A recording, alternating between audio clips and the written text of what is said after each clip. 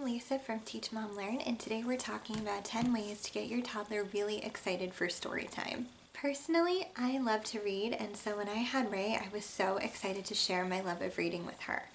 When she was younger, she used to just throw books at me instead of really reading them, but as she's gotten older, she's really come to love them. While Ray loves to read, she does have very strong opinions about what she wants to read and how she wants story time to go. I've learned to let her take control of story time and to use some of the techniques I use in the classroom to help get her more excited and enthusiastic about her books. So here are 10 tips that I can't wait to share with you. Tip number 1 is that the more interactive a book is, the better. Toddlers love flap books, pop-up books, or any book where your baby can take an active role in the reading process. And touch and feel books are great as well. Ray and I love this Good Morning, Good Night book because not only is it a pop-up book, but it's touch and feel on every page. Tip number 2 is to look for books with predictable structure so that your toddler can read with you. So 2 fantastic examples of this are both by Jimmy Fallon. There's Everything is Mama, and your baby's first word will be Dada, which was true in our house. What's so great about these books is that the repetitive structure allows your child to kind of read along with you because they know what's coming on every page.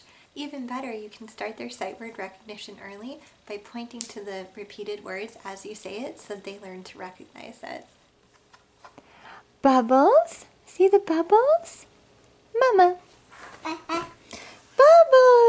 Oh, how fun! Yes, that says Mama. Tip number 3 is to turn reading into a choreographed routine. It makes perfect sense that toddlers would want story time to be extremely interactive because they love music, dancing, and high energy activities so much. Sometimes it can be hard for them to stop running around and sit still to listen to a story. What really helps by that is building in funny voices, tickling, or anything else you can do to make reading more entertaining for your child. We're currently doing this with a book called Moo Ba La La La by Sandra Boynton, which you can see Ray really loves because she ate the top of it. Doing things like tickling your child, using silly voices, or doing over-the-top reactions for different pages in the book will be something that your toddler anticipates, enjoys, and demands every single time you reread it. And when you're reading the same book over and over and over again because they love it, it makes it more entertaining for you too, so it's a win-win all around. Tip number 4 is to use books as a teaching tool. So books for toddlers are made very bright, engaging, and colorful, and with a lot of really creative illustrations. You can use those illustrations to help build your toddler's receptive language. So when you're reading a book, like for example, Goodnight Moon is fantastic for this. You can go through and point to the different elements on the page and identify them for your baby. And then as time goes on, you can start to ask them, where's the mouse? Where's the moon? Or whatever you'd like them to find on each page. They'll be so proud of themselves and they'll want to show off their new skills again and again. Where's the moon?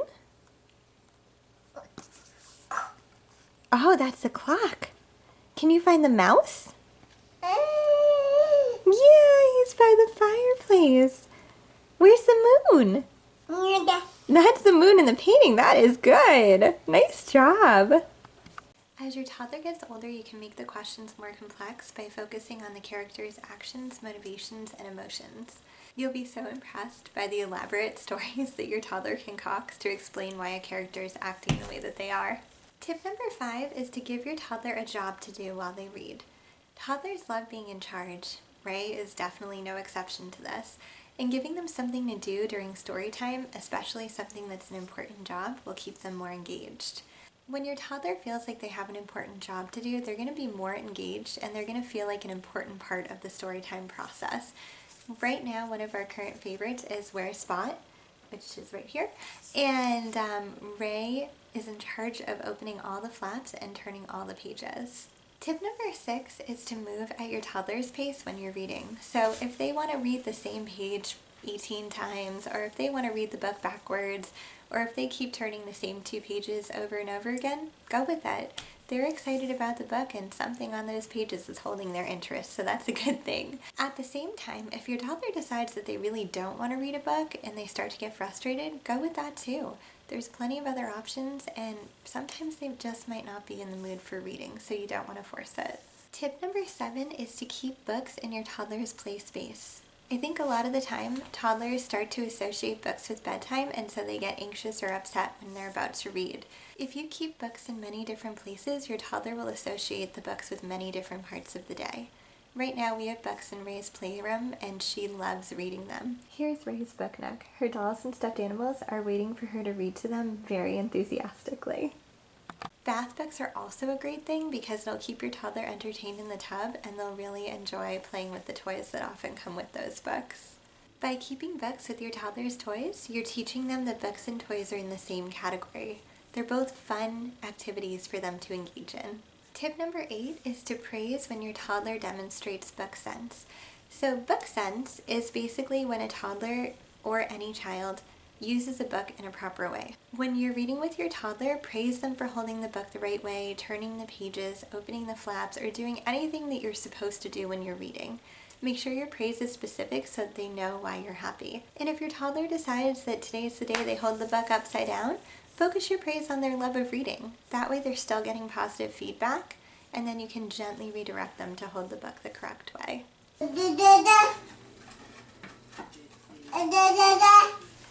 That's such good reading.